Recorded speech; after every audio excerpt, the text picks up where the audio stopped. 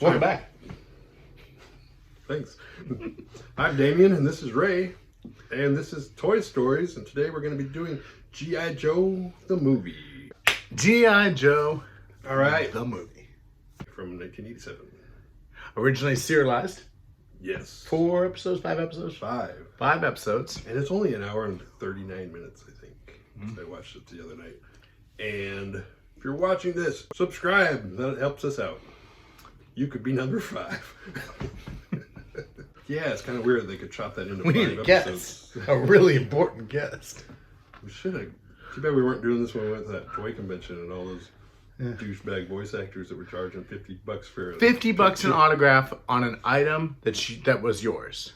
Per person. Or you had to purchase it there. Yeah, which I just wanted my DVD What? box set signed. And so I was like, I was prepared to pay $10 a piece. I was like, I'm doing this. I was all in for $50 for 50 whole US dollars.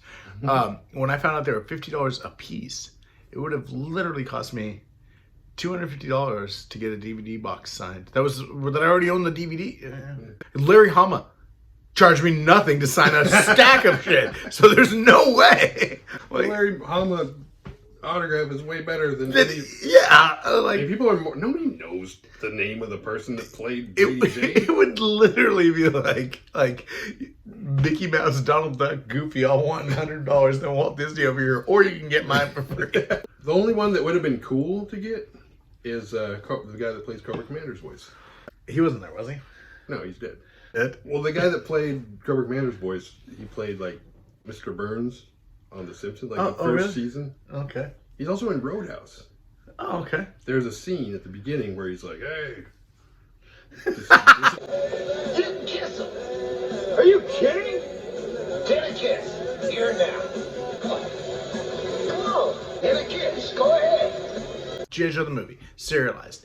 5 episodes, came on in the morning, at least for me. hosted by Sergeant Slaughter," Hosted by Sergeant Slaughter. which I hated Sergeant Slaughter at the time. Yeah. I'm kind of indifferent now, but God, he was annoying. I'm kind of indifferent now. Yeah, well, time heals all wounds. But man, he was annoying. In every commercial break, it's like, "Shut up." We'll be right back. I can't even remember what he would like threaten you. Yeah. "Don't you get up and go anywhere." It's like, why would I? I gotta get ready for school. My bus won't be here for another 6 minutes. I'm gonna get dressed during the commercial, so I have to leave the room occasionally. So be here tomorrow and see who we got lined up against Cobra. Don't you? I remember watching this and thinking, wow, this is cool.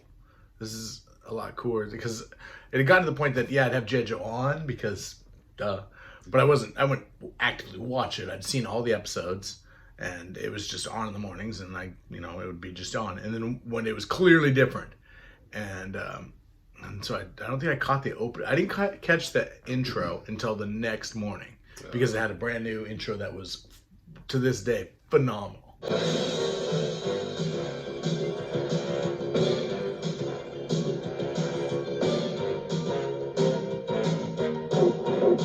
We should link to that below. Sure. I'll link to that, and I'll link to YouTube 4K version of the movie in its entirety with no Sergeant Slaughter, and just the movie played straight. So I remember catching this episode, and then I got on the bus, and there was a kid named Chris.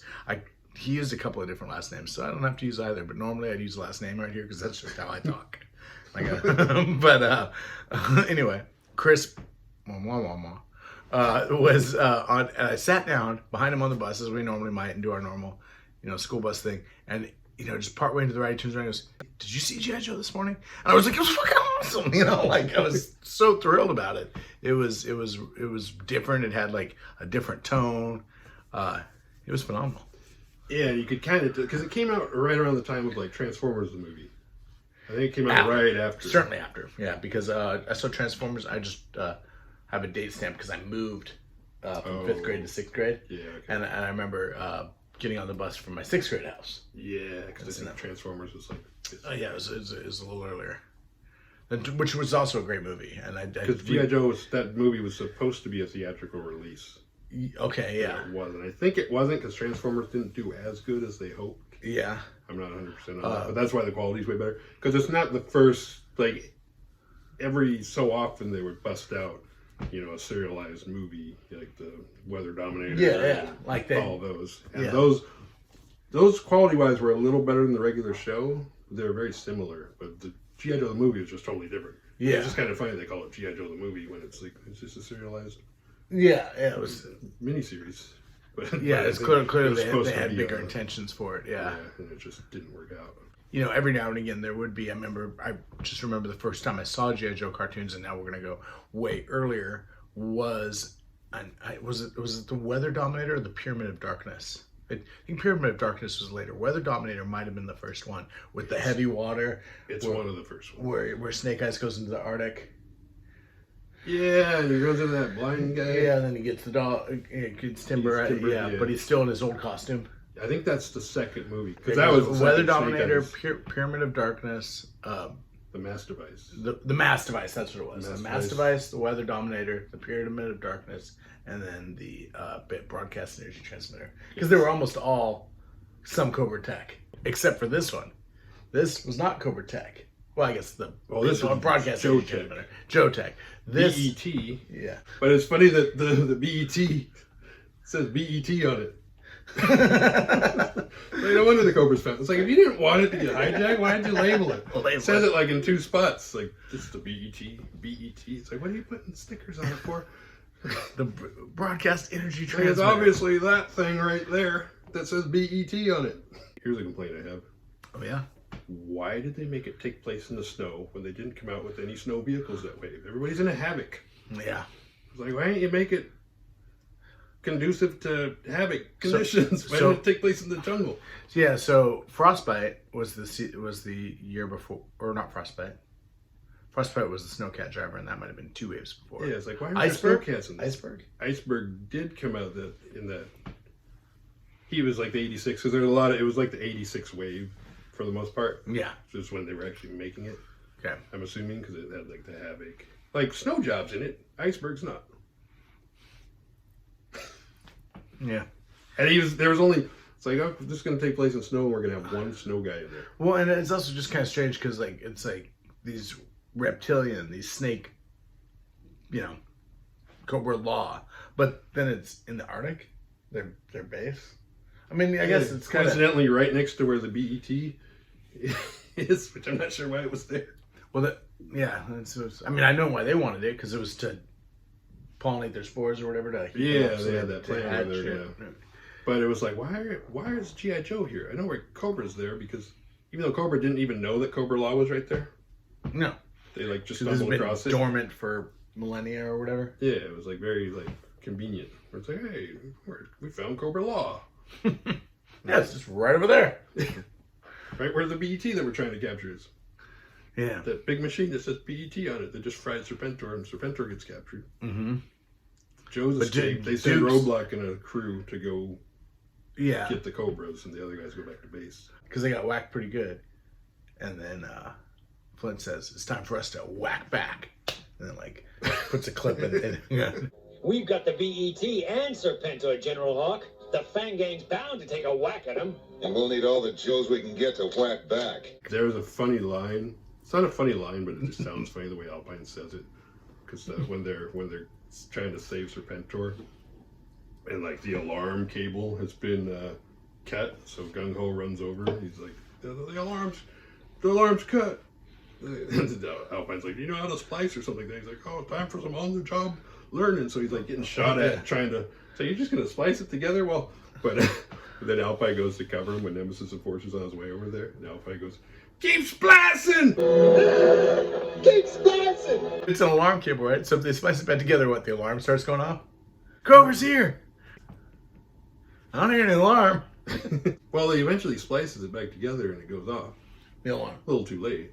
Because Falcon gets in trouble, because Falcon was supposed to be oh, yeah. And watching. He was showing, was it Baroness or Zorana? Who dressed up this time? Zorana, but that was earlier. Okay. We're going a little out of sequence because I jumped ahead. Because then he took Jinx. And Jinx was like, aren't you? He went to go hit on Jinx. because she's working on a vehicle. These guys don't know G.I. Joe, and they don't know how to recap a movie. She's like, aren't you supposed to be watching the cameras or whatever to make sure that Serpentor doesn't get saved? And he starts saying, oh, that's impossible for them to get in here. And he names up all the stuff they're doing, like, as they're doing it. Yeah. You know, there's certain things about this that makes it feel like they did have real screenwriters. Like, as opposed to just the cartoon of, you know, like, the problems are always so simple that there's only one way to solve them or whatever. You know, so there's certain beats like that. They'd have to do this, and then they cut to them doing that, followed by this. Cool, they did that. Yeah, that's like good screenwriting. But, you know, keeps blasting happens. What do you yell to somebody who's under fire while they're trying to splice cables together? Keeps blasting. Well, Gung Ho was probably about to stop. Yeah, I guess you're probably right. was like, come on. You can do it! And it wasn't this Gung Ho. No, nope. It was the old bare-chested gung-ho out in the original. snow. Cobra Commander. So, you know, we think we're going to get this reveal, but instead they hit him with this pod of some spores that mutates him, but his mask falls Well, off. hold on.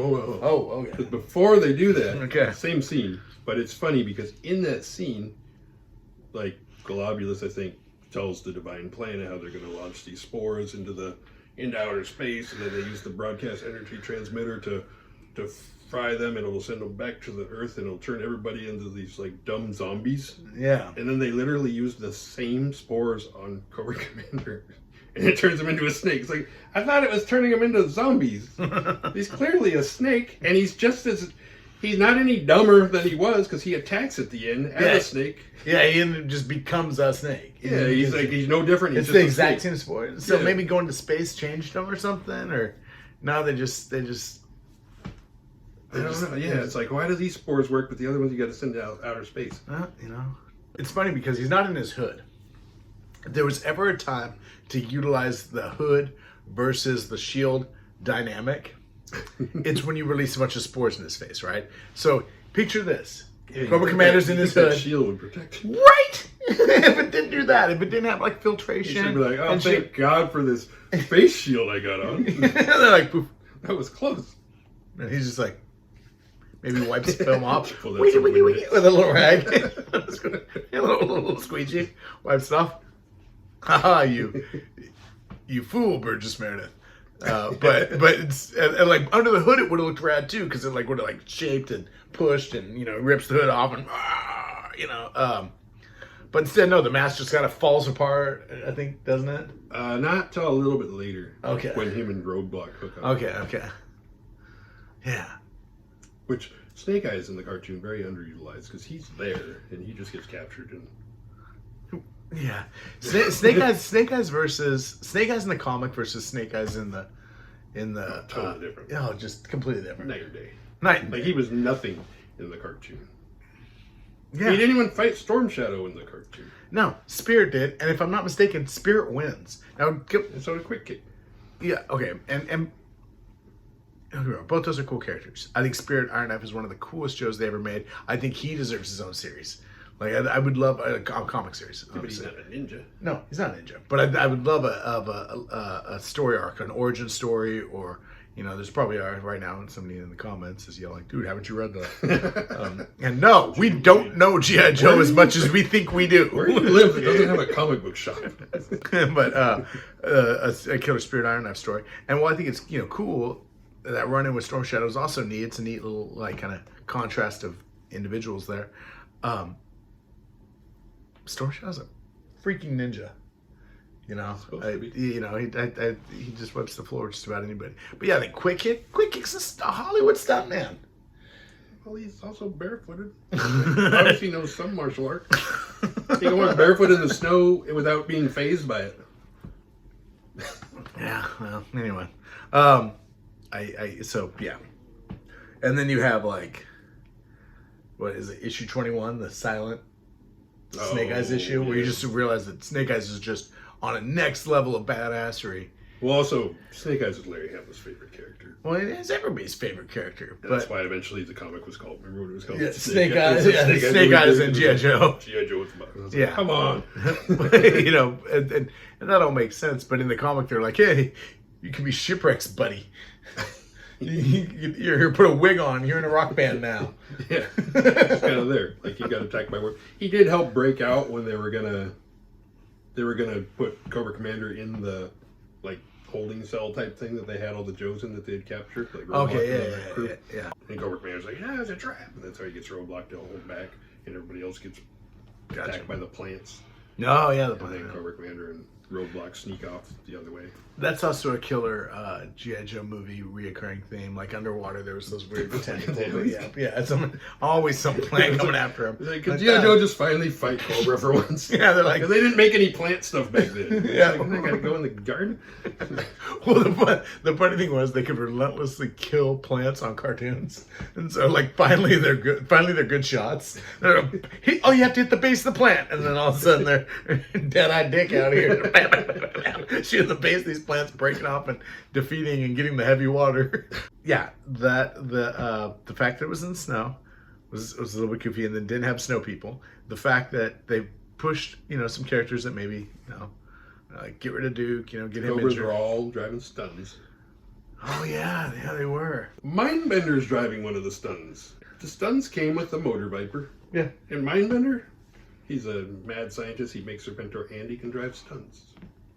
Yeah. Because he had like Destro and Firefly in his, I think. I was like, why is Mindbender driving a stun? Don't worry, I'll drive. So I got Like he had to grab stun keys from some stun driver who was, flabbergasted.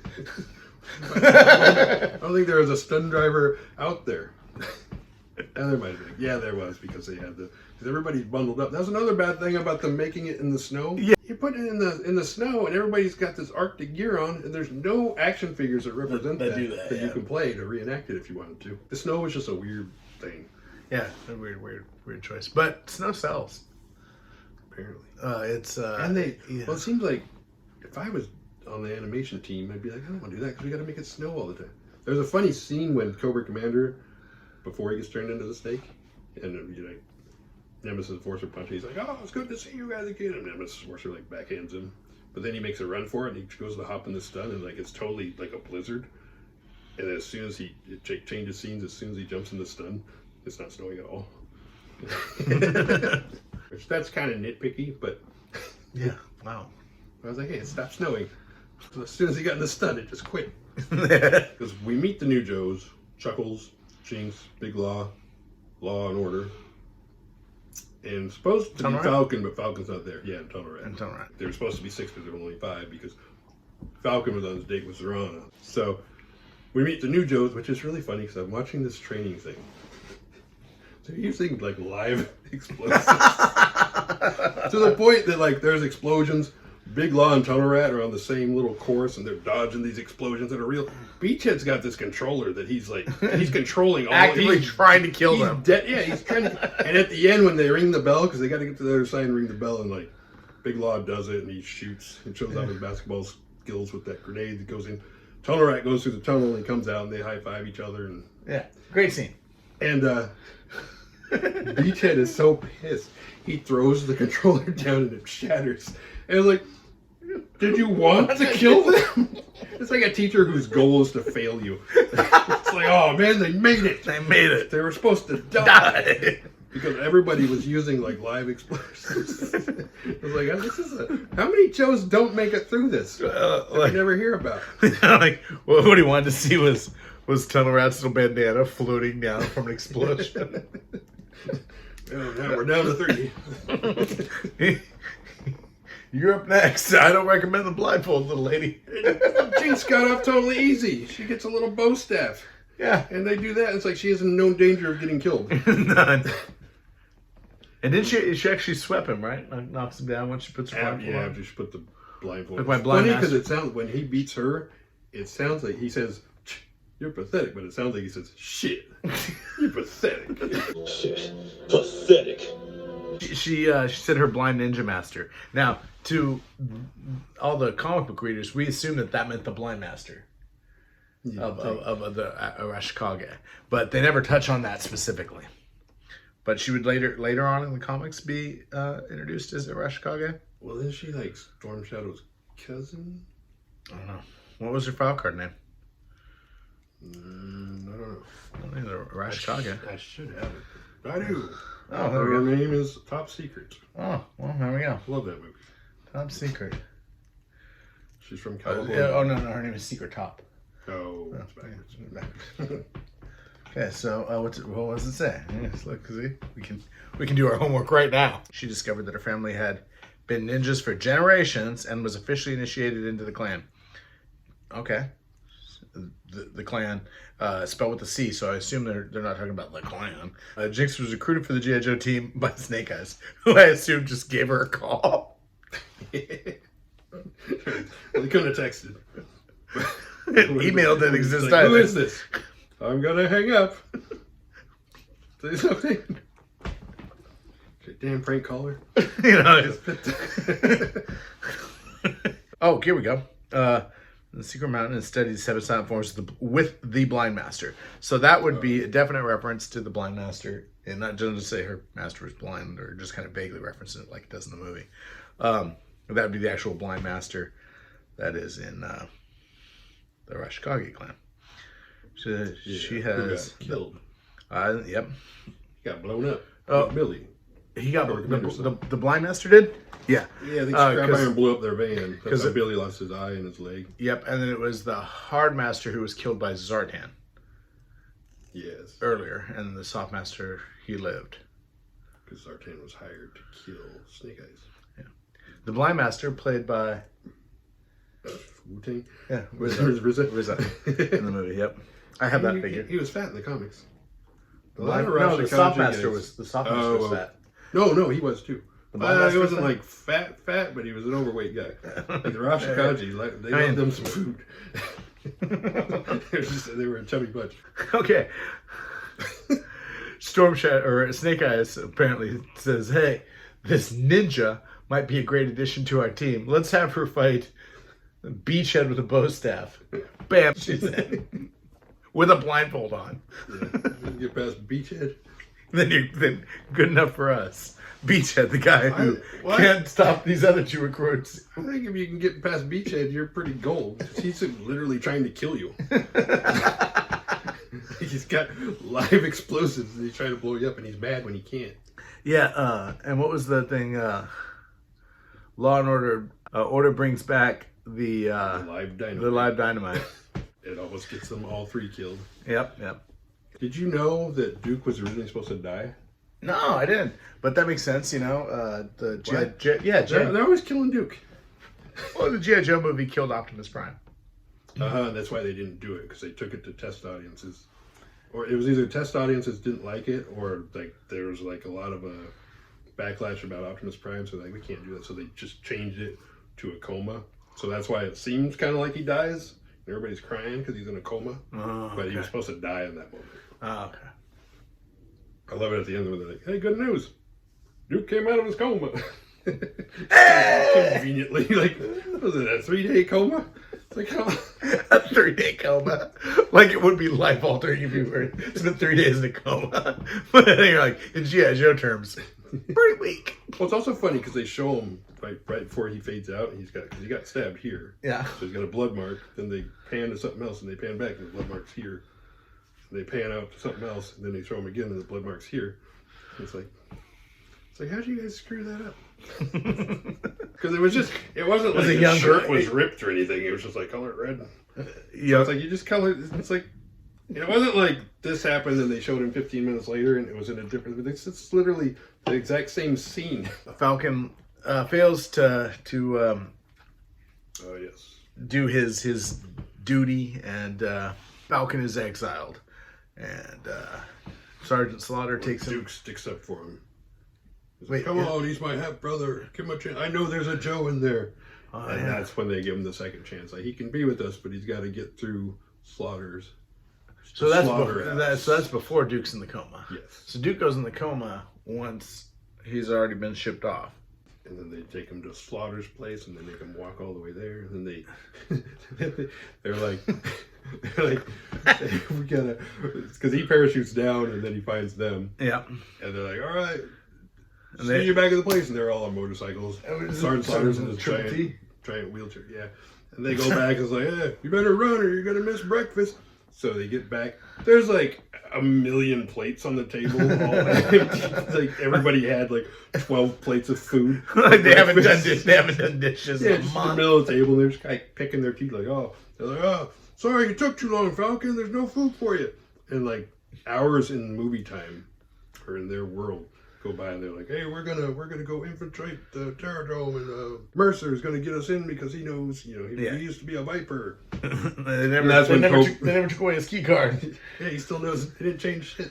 And that's what Falcon's like. He's got garage door opener.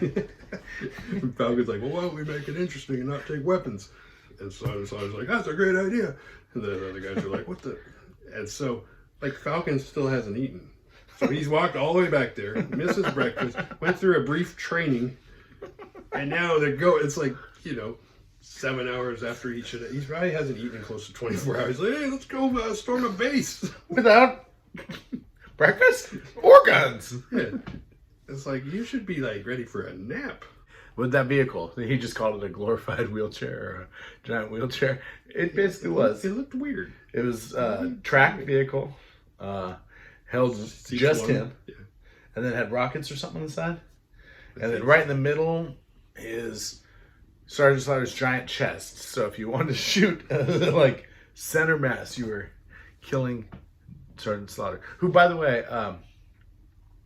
watching cartoons the other morning with my granddaughter, and we're watching the Super Mario Brothers cartoon. The movie The or old one, the old cartoon that had the two old Italian dudes, and the cartoon or live it was live action into a cartoon, so there'd be a little live they action. like host, Yeah, kind like of Sergeant Slaughter, yeah, and then Sergeant Slaughter showed up. Yeah, and they're like, "Oh no!" He's like, they get a phone call, and they're like, "I'm on my way over to pick up my steam machine and blah blah blah blah blah blah, and you better have it ready, or Sergeant Slaughter will have something for you guys." And he hangs up the phone. And he's like, "Oh no, he sounds like a pretty rough dude," or whatever, And then in walks Sergeant Slaughter, and I'm like, "Oh, it's Sergeant Slaughter!" And now he's looking at me like, who's this guy? I'm like, kind of a big deal, trust me. All right, this is the big crossover. Read my lips, old boy. Hit the deck and give me 5. And then the next episode, it's Lyle Alzado. Just randomly Lyle Alzado. And he's playing Lyle Alzado. It's so bizarre. Well, Falcon's with them, and when they go to the base, Gotcha. Sergeant Slaughter puts a bomb on something in there. And then they're going to go, and they're going to leave Falcon behind, because Serpentor's like slapping the shit out of him. And they're all outside, and they're like, oh, let's go. And they're like, wait, where's Falcon? And they're like, who cares? Like, all of us go or none of us go. Oh, yeah. And Serpentor's like, you can't hold out forever, because the bomb was set for 15 minutes. It gets down to 5. And Falcon's like, I don't have to hold out forever. Just 5 more minutes. Like, how do you know that? You didn't even see Sergeant Slaughter attach the bomb. Nobody discussed, I'm going to put a 15-minute timer on this bomb. He just somehow knew exactly how much time was left on the timer. Roadblock. Where is he caught? When is he caught? He gets a blast of spores too, and he just goes blind. He doesn't get turned into this thing. It was something else though, because Nemesis Enforcer spritzed him with something. Spritzed him. He went blind. So that's why. Was it like a? He's like, okay. I think it was from his hand. I don't know. He threw something at him. Okay. Well, it's funny because in the beginning when Pythona breaks into the base, she blows something at some people, and they just she's like throwing things like face huggers at people and just putting spores, and they're like pulling their. She kills all these cobras and nobody even cares. You killed like 10 dudes getting in here. Yeah. To get to Serpentor, and it was I've seen you in a dream. And that's where it was so intense. I think that was probably some of the first parts I saw ever. How do they eventually beat the threat of Globulus and Cobra Law? Some infighting there, isn't there? Cobra Commander. Well, it's funny because it seems like Globulus kind of doesn't like Serpentor that much. Well, yeah. I mean, I can see. First of all, he's got none of his DNA in him. It's like, how are you going to lead Cobra Commander without, or how are you going to lead Cobra without being? Yeah, but like every time Serpentor says something, Globulus is kind of like. He's like, he does everything but give him the eye roll. He's like, all right, whatever. Only got the one eye to roll. He's rolling his hidden eye. He's like, and then it falls out. they steal the BET, Yep. and so they have it. So the Joes have to go rescue it after Duke is already in his coma, and that's when they all go, because that's when Jinx is with them too, and then Falcon gets in a fight with Serpentor. Yep. And he ends up taking out Serpentor and Globulus. And Roadblock scrums. I'm really trying to shoehorn that line in. So back to Roadblock. Well, the Joes happen to be near Cobra Law. And that's when him and Cobra Commander, because Cobra Commander is a full-on snake now, and he's completely wrapped around Roadblock. Yep. And Yeah, doesn't he have fall, little and arms? they- He has little He arms. might still have little arms. But then they roll down, because him being wrapped around him makes him round like a wheel. Yeah. And so they roll down, and they roll down to where the Joes are conveniently located, and they're like, hey, it's Roadblock. And he's like, and he hears Lifeline talk. And he says, Come on. Me say it? "Oh, do it for me." He says, Lifeline! Lifeline. Which we went back and watched. He says it twice over like Yeah. a 3-second period. If that. Lifeline! Lifeline! Lifeline! It has occupied so much of my mental space for fucking 40 years. 35 at least. Blah, blah, blah, blah. I swear he says it 8 times. It's a 4-minute segment. Blah, blah. After Roadblock finds his metaphorical and actual lifeline, the Joes regroup. Don't they defeat Cobra Law by cooking it with the BET? They end up managing to fry the spores. I think once they got in the Earth's atmospheres, they like refried them. Gotcha. And saved the day somehow. I should know this better because I just watched the movie the other day. Or because we're doing a piece on it. But hey, at least I rewatched it. if you've seen the movie we're talking about, go ahead and tell us what happens in the comments. But they saved the day, and at the same time, Duke is miraculously out of his coma. And Right on time. all of the bad cobras end up falling into this big crack that Globulus made, ironically. He made the ground separate, and then him and Serpentor and all them end up getting thrown in it. And then Falcon's stuck on the other side, and the whole thing's going to blow. And that's when Sergeant Slaughter swings Jinx around. Yeah. And once again, he says, and about the same guy, either all of us go or none of us go. Like, all the Joes were going to die to save Falcon. They're like, this guy's a piece of shit. It's his fault we're here in the first place. This is Nepo guy just is, like gets Duke's my uncle. Duke's out of his coma. Damn it! Now we gotta save Falcon. We could have left him. I know. But we lost your nephew. He died now. It's his half brother. His half brother, whatever. Nephew, half brother. It's his half brother. Jeez. Yeah. I want to dive deeper into that. Because I guarantee.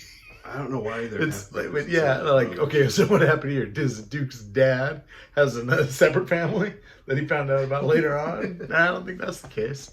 So it's Duke's mom? Wait, Duke's mom had to, remarried and had to, Yeah. Well, that's tough, Duke's dad was always moving around. All they had to do was make Falcon have blonde hair, and they could have avoided this. Because they're like, wait, they got different colored hair. They can't be brothers. Half brothers. Half brothers. They got different colored hair. They can't be brothers. It's true. That'd have been a lot to drop on a 1987 audience. Yeah, well, they made the figures probably before they planned. I don't know if his file card says that they're brothers or not, or half brothers. I don't think so. And yeah, it was Don Johnson that played his voice. Oh yeah, That's how you knew it was theatrical. Is you got Don Johnson, Burgess Meredith. yeah. Don Johnson on the heels of Miami Vice. This is Yeah. post Miami Vice. Yeah, 'cause it was still but- kind of a big deal. Yeah, but before Nash Bridges. I never watched Nash Bridges. I'm not 1,000,000,000% sure Don Johnson's in it, but I'm pretty sure Don Johnson's I in wouldn't Nash be Bridges. surprised. I don't know what it's about. I assume it's, Bridges and Nash, which I assume is near Nashville. I thought his name was Nash Bridges. Oh, maybe it is. I just That's a thought it was- dumb name. He told me Nash. Nash Bridges. I always thought it was a place. Oh. In the comments, if you know of Nash Bridges. Once again, Because I'm not doing my homework. No, I'm not. Screw that. If you can tell. We do far too many episodes to be doing a bunch of research before each one. Stories. How we remember those toys. Pretty much. This is not like a knowledgeable thing. So, I don't know. You can learn some stuff. Did you know Don Johnson was Falcon's voice? It is literally. What, you can read the opening credits? How am I supposed to know you're reading Mr. Literate over here? You didn't know Cobra Commander was in Roadhouse? Like, somebody's written an unauthorized biography of all things G.I. Joe related. It's just, That we don't have access to. yeah, that we just haven't read. All right. Well, don't get upset about stealing your cloud, all right? We got 5 followers. We got it. Okay, how do we end this? Well, I think we ended the same way Sergeant Slaughter ended it. We all go home or nobody goes home.